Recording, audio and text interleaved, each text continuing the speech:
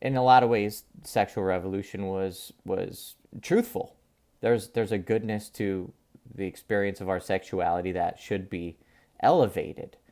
Obviously, it was unhinged and ungrounded from anything that is truly human or in the personal sphere of our human dignity or human excellence. And so it was ungrounded from and unhinged from any kind of discipline or self mastery. And so then pleasure becomes the ultimate good. And then even using other people mutually for pleasure, as long as there's some kind of contract of mutual acceptance, becomes the norm. Well, obviously that can't sustain itself. There's not an intrinsic, implicit fruitfulness to sexual pleasure.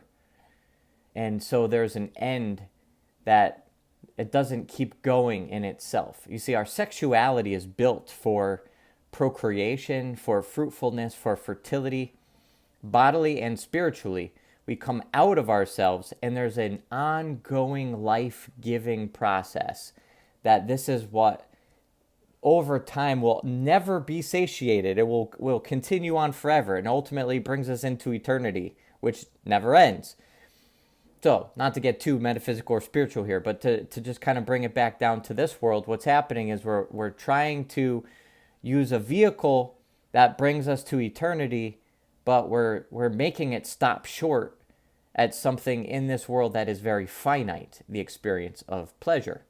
And so what ends up happening is there's this drive towards finding new sort of articulations, expressions of what that unhinged sort of undisciplined seeking of pleasure can order towards.